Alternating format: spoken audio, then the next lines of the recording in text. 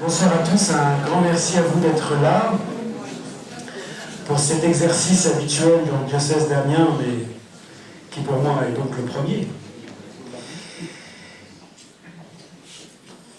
Même si l'actualité récente est marquée par les événements que nous connaissons, je voudrais d'abord commencer par vous dire la joie que j'ai de vous retrouver. Je sillonne la Somme depuis maintenant plus de 9 mois, je la sillonne à peu près dans tous les sens, et je goûte vraiment à travers les rencontres et les célébrations combien nous sommes donnés les uns aux autres. Nous sommes donnés les uns aux autres et ensemble pour la mission, et je le goûte vraiment. Donc c'est une vraie joie de vous retrouver et de commencer cette année avec vous. Mais c'est vrai que cette joie, elle est marquée par les événements récents, les attentats que notre monde connaît. Je pense bien sûr à ceux qui sont survenus dans notre pays, mais aussi,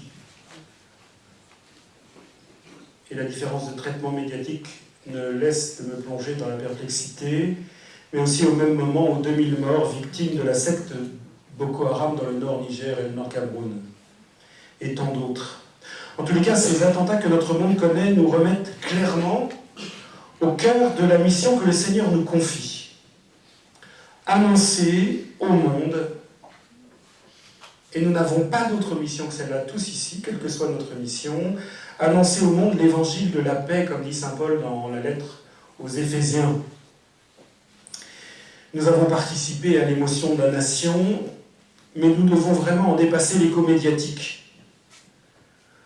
La liberté d'expression est au fondement de notre société.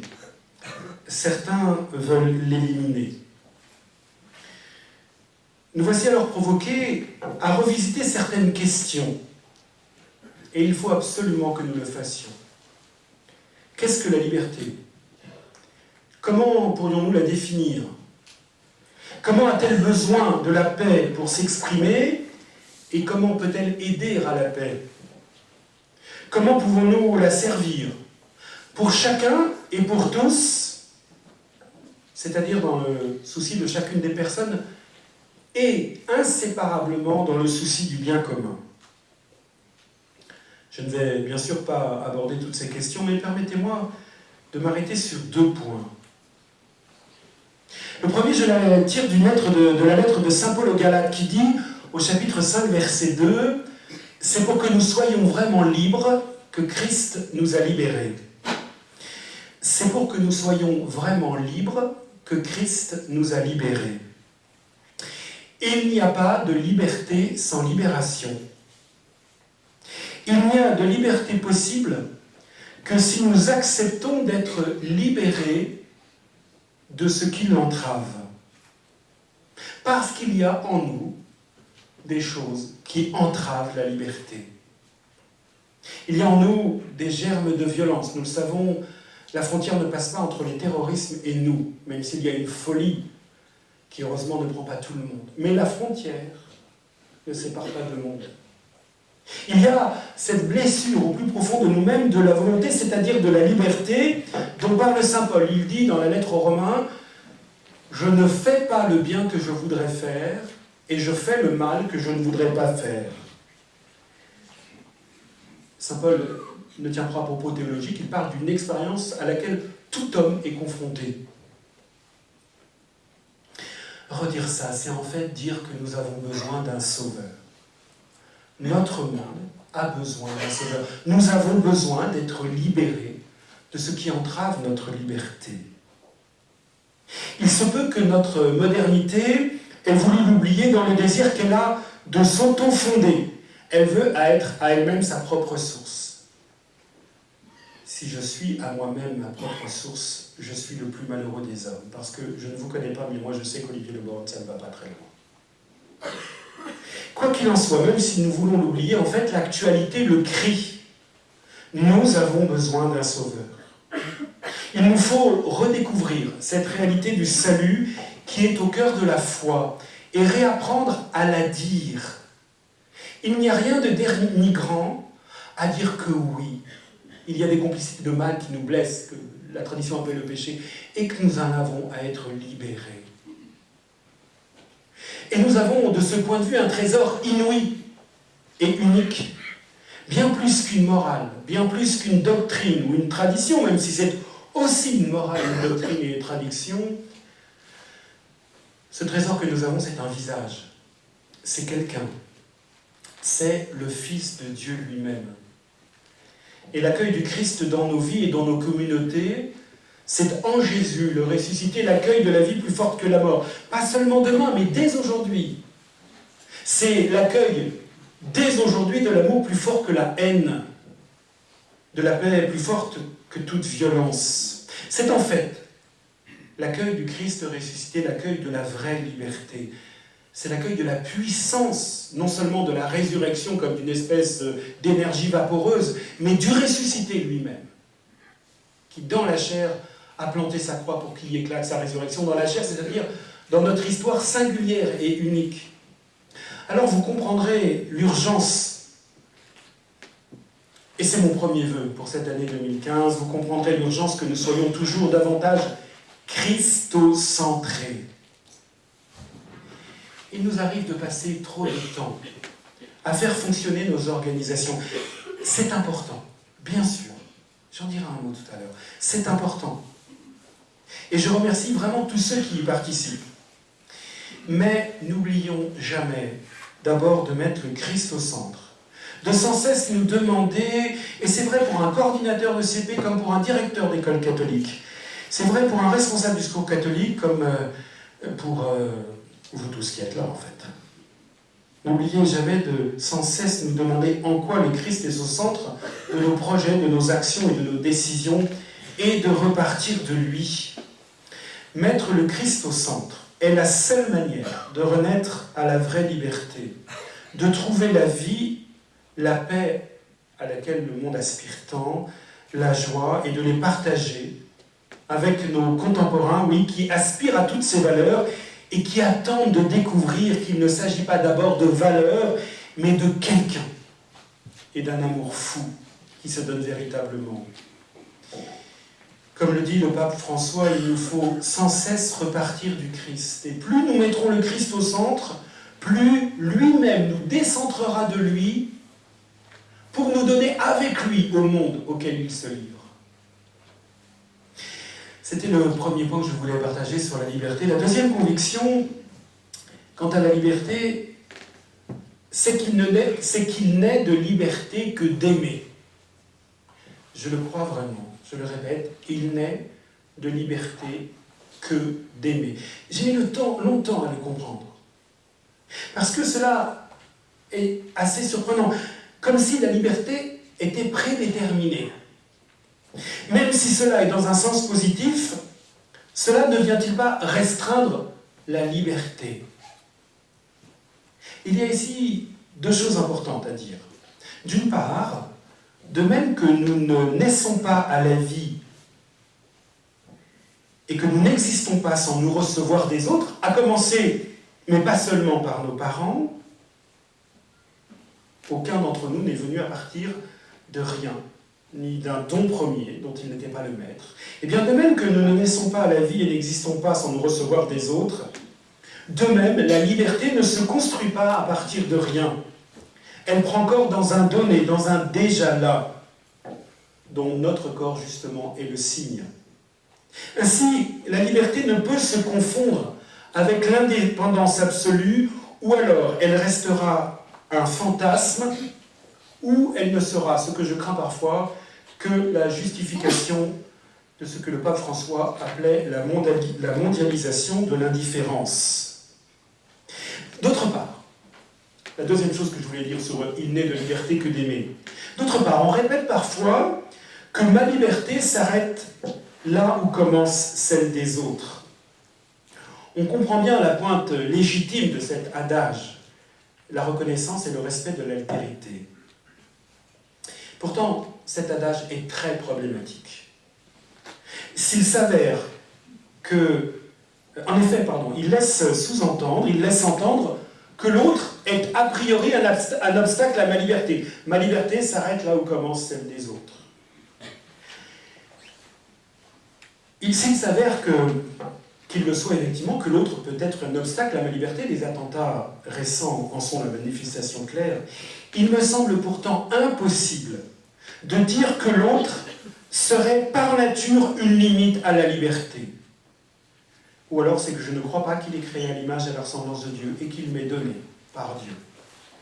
L'autre n'est pas un obstacle à ma liberté. Je pense au contraire que fondamentalement, même si ces blessures viennent l'abîmer, le gauchir, que fondamentalement l'autre est une chance pour ma liberté, un cadeau pour elle.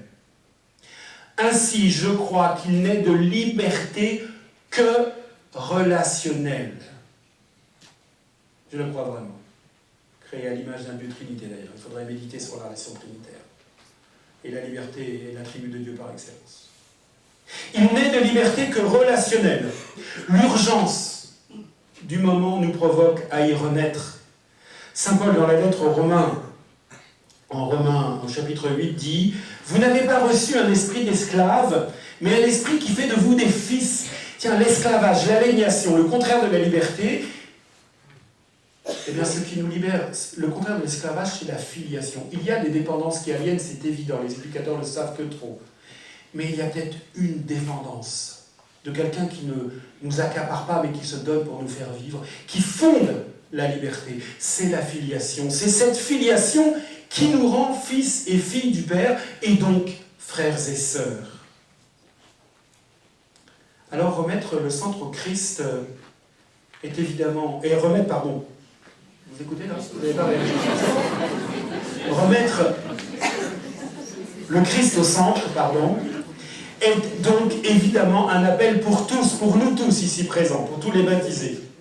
Vous qui êtes engagés dans la solidarité, dans l'attention aux autres, dans l'éducation, un grand merci pour ce que vous faites. C'est si précieux. Vous exprimez en acte la foi de l'Église. Plus vous plongerez en Christ, plus vous servirez ceux auxquels vous êtes envoyés à la manière du Christ, tellement plus largement que notre propre manière tout seul. Plus vous accueillerez une énergie, celle du ressuscité, qui vous donnera d'aller plus loin, plus juste et plus profond. Et vous qui êtes engagés dans les mouvements, plus vous plongerez en Christ, plus vous découvrirez combien il s'engage avec vous dans les lieux de votre vie, et plus le reconnaissant à l'œuvre, vous saurez vous joindre à lui pour faire bouger ce monde.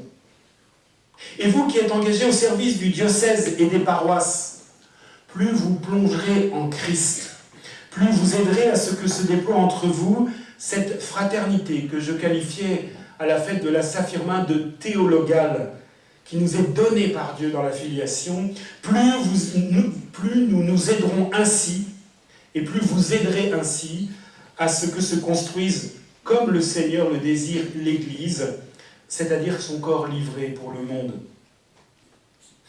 J'y insiste, il me paraît vraiment important que nous progressions dans cette fraternité au cœur même de nos communautés. Il se peut que nous vivions parfois, et il se peut, je le dis, oserais-je le dire, je l'ai constaté dans quelques lieux, pas beaucoup, mais un petit peu.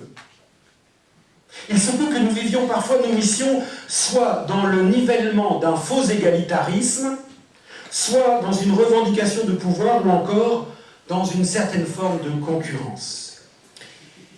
Il ne peut pas en être ainsi entre disciples du Christ. Dans le respect de la constitution sacramentelle de l'Église, excusez-moi ce gros mot, vous irez consulter les quelques théologiens pour comprendre de ce dont il s'agit, mais peut-être vous comprenez. Dans le respect de la constitution sacramentelle de l'Église qui a été voulue par le Christ, c'est-à-dire aussi bien dans le respect de la grâce spécifique de l'ordination que dans celle de la vie baptismale, les deux. C'est-à-dire dans la juste articulation des charismes et missions, nous avons à devenir l'Église que le Seigneur veut pour la mission. Et nous nous y aiderons vraiment en n'ayant pas peur de vivre à plein chacune de nos vocations, prêtres, diacres, baptisés, je pense même à la vocation du mariage. Plus nous serons nous-mêmes dans notre vocation, plus nous aiderons les autres à être eux-mêmes dans leur vocation. Et plus nous nous aiderons ainsi à devenir l'Église que le Seigneur veut excusez-moi de le répéter, son corps livré pour le monde. C'est donc autour de ces deux axes, de l'union au Christ et de la fraternité, que je vous présente mes vœux pour vous et vos familles, pour vous et les missions qui sont les vôtres, et donc pour notre beau diocèse de la Somme. C'est de là que nous pourrons nous engager avec fécondité dans des projets diocésains pour l'avenir. Il est encore trop tôt pour moi d'être précis sur ces projets. Je continue à découvrir le diocèse et je ne veux pas brûler les étapes. Et je veux pouvoir réfléchir avec vous tous à cet avenir. De ce point de vue, les visites pastorales qui vont commencer après Pâques pour les paroisses et à la rentrée prochaine en septembre pour tout le monde de l'éducation et pour les mouvements. De ce point de vue, les visites pastorales seront d'une extrême importance. Nous allons nous mettre ensemble sous le signe de la visitation de Dieu. Je sais que cela a pu surprendre. Devant la nouveauté, j'ai entendu que certains craignaient un surcroît de travail. Pourtant, je vous remercie vraiment, et je le constate déjà, de vous y engager avec autant de générosité. En effet, il y a là quelque chose de capital dans cette dynamique de visitation. Pour nous ouvrir à ce que le Seigneur veut, il nous faut apprendre à nommer ces visitations. Il ne cesse de venir nous visiter. Mon Père est à l'œuvre, Saint Jean chapitre 5, mon Père est à l'œuvre et moi aussi je suis à l'œuvre. Le Seigneur travaille notre humanité, il nous précède. L'avenir, c'est accueillir ce qui advient, ce qui vient vers nous, ce que Dieu fait naître, le nommer pour nous y engager avec lui. Car c'est bien lui le maître. Il serait irresponsable de ma part d'en rester à la gestion de l'existant. Il y a des choses si belles, mais je constate qu'en rester à la gestion de l'existant, « Monseigneur, on a toujours fait comme ça, comprenez-vous » Il y a eu la messe de toujours, il y a les activités de toujours. Elles ont 30 ans, mais bon. Parfois, elles ont beaucoup plus.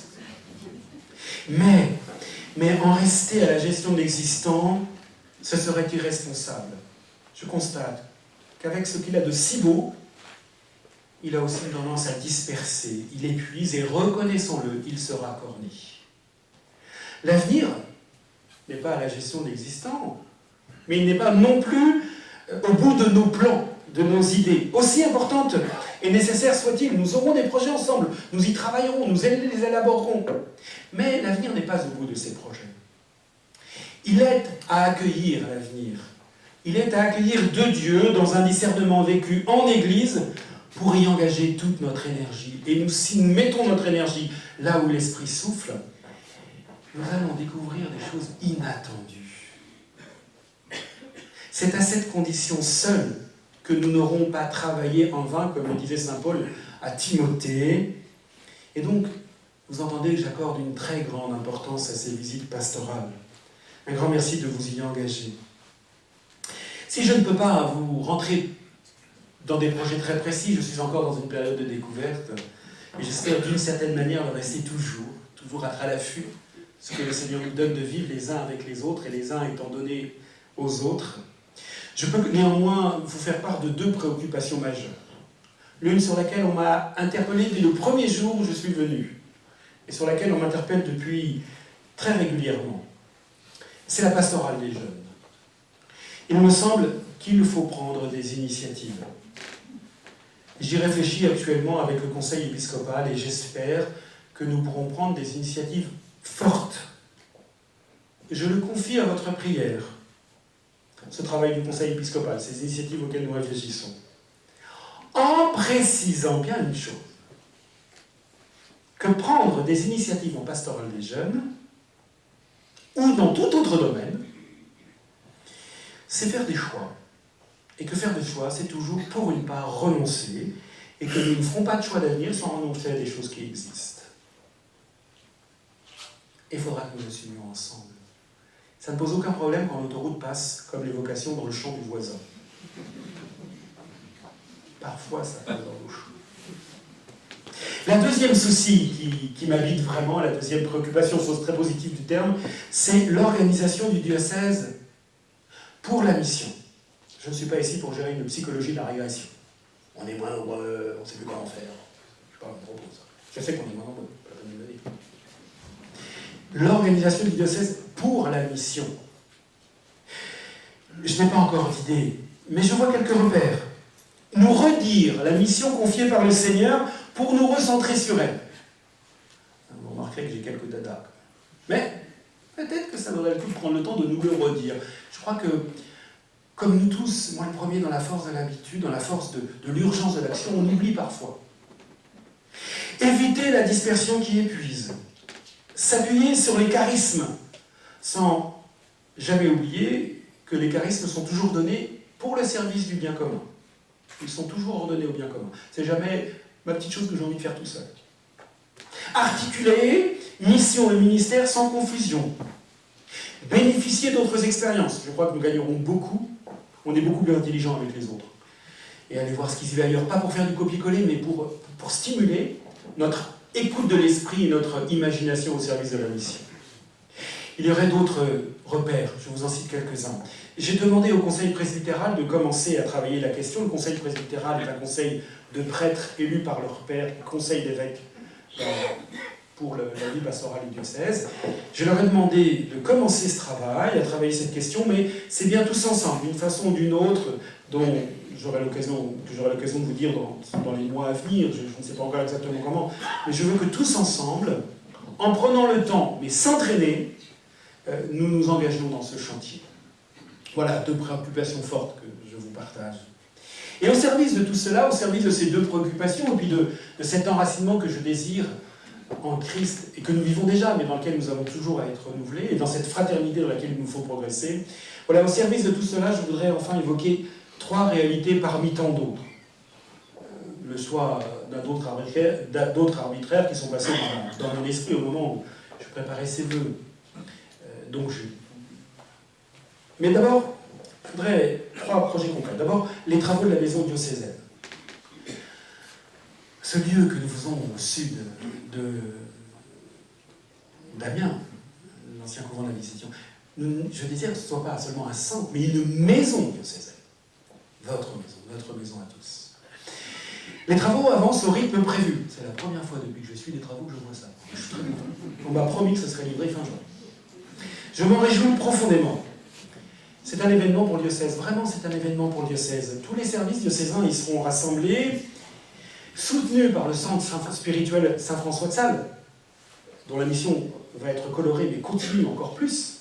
Soutenus par le centre spirituel Saint-François de Sales, l'objectif est bien de stimuler les synergies pour la mission. Premier projet concret qui nous habite. Deuxième, vous le savez, je le regrette, mais en même temps, j'assume les décisions qui ont été prises. Nous sommes en vacances d'économes diocésains. J'espère que le recrutement du nouvel économe diocésain sera finalisé d'ici 1 mois. J'espère. Je suis peut-être un peu optimiste, je l'espère. Mais vous savez l'importance pour la mission de ce qu'on appelle le temporel. Et je voudrais remercier ici tous ceux qui y veillent dans leur lieu propre, paroisse, mouvement, école, au niveau diocésain, communauté. Merci, parce que c'est très précieux. Comme toutes les associations, parce que le diocèse est une association cultuelle, et c'est une association.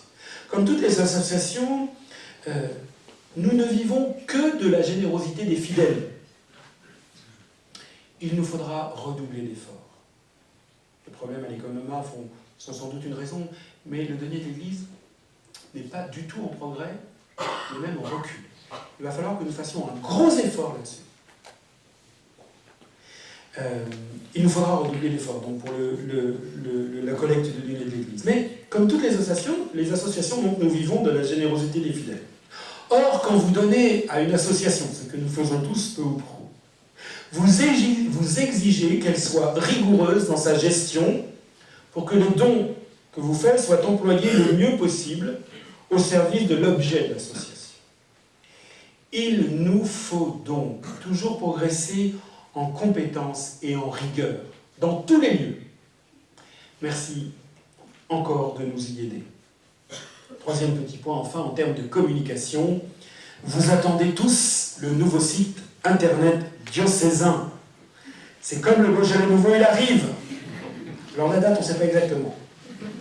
Mais il arrive. Il a été voulu et conçu de telle sorte que nous y participions tous. On le veut très participatif. Nelly, qui s'en occupe, qui est devant moi, vous en donnera très bientôt des nouvelles. Voilà, après une année 2004 marquée par des épreuves, après une année 2014 marquée par des épreuves, un prêtre du diocèse a quitté le ministère. Je le confie à votre prière tout particulièrement. Un autre est passé en jugement, je le confie aussi à votre prière. Les difficultés de l'économie, et on pourrait en citer sans doute d'autres. Mais aussi, après une année 2014 marquée par tant de joie, la nomination de Monseigneur Jean-Paul Guchine comme évêque de Verdun. C'est une joie qui a un peu coûté pour tout. Le jour où je l'ai appris, je suis parti à la cathédrale, j'ai dit « Seigneur, il faut qu'on cause ». Je l'avais nommé vicaire général depuis 2 mois, mais bon, c'est vraiment une joie profonde. Je note aussi comme joie la fête de la Saint-Firmin, sous le signe de la fraternité, qui a été un vrai cadeau pour moi et que beaucoup ont qualifié d'exceptionnel. Un grand merci. Et il y aurait tant d'autres joies à dire. Voilà. En tous les cas, après une année 2014 marquée par des épreuves et par des joies, c'est ensemble, dans le souffle de l'esprit, que nous entrons dans l'année 2015. Il y a des choses prévues au niveau diocésain, mais au niveau de chaque entité qui est la vôtre, il y a des tas de choses prévues au niveau diocésain, les visites pastorales, le travail sur la famille pour le synode, une soirée bientôt prévue pour le synode de la famille, et la fête de la Saint-Firmin, qui, je crois que c'est la première fois qu'on les dit publiquement, aura pour thème « Familles en chemin ». Où est Sylvie Dautefeuille qui a accepté de coordonner ce rassemblement? Merci Sylvie. Voilà, c'est là. Famille en chemin, la prochaine fête de la Saint-Firmin. Voilà, il y a ce que nous avons prévu, mais il y aura aussi l'imprévu que le Seigneur nous donnera de vivre. Surtout ne le manquons pas, il se pourrait que ce soit le plus important. Alors un grand merci pour l'accueil que vous m'avez réservé. Cela aussi a été un événement en 2014 que l'accueil de votre évêque. Je n'ai pas osé le mettre dans les joies, je ne sais pas si les joies ou les joies. En tous les cas, un grand merci pour l'accueil que vous m'avez réservé. On m'a dit que le Picard était réservé, alors avec l'évêque, pas trop. Hein, et permettez-moi de vous redire la joie profonde que j'ai d'avoir rejoint ce beau diocèse et d'être, d'essayer en tous les cas. Je le suis devenu par l'ordination, mais je ne cesse d'avoir à devenir ce que je suis, d'être devenu votre serviteur et serviteur avec vous. Si vous saviez comme le Seigneur ne cesse de donner, mais vous le savez, est-ce que vous ne savez pas si vous saviez ce qu'il ne cesse de me donner? Serviteur à cause de Jésus, vous le savez, c'est ma devise. Serviteur à cause de Jésus, vous êtes ses serviteurs. L'Évangile a un très bel avenir dans la Somme. Bonne année à vous. Bonne année.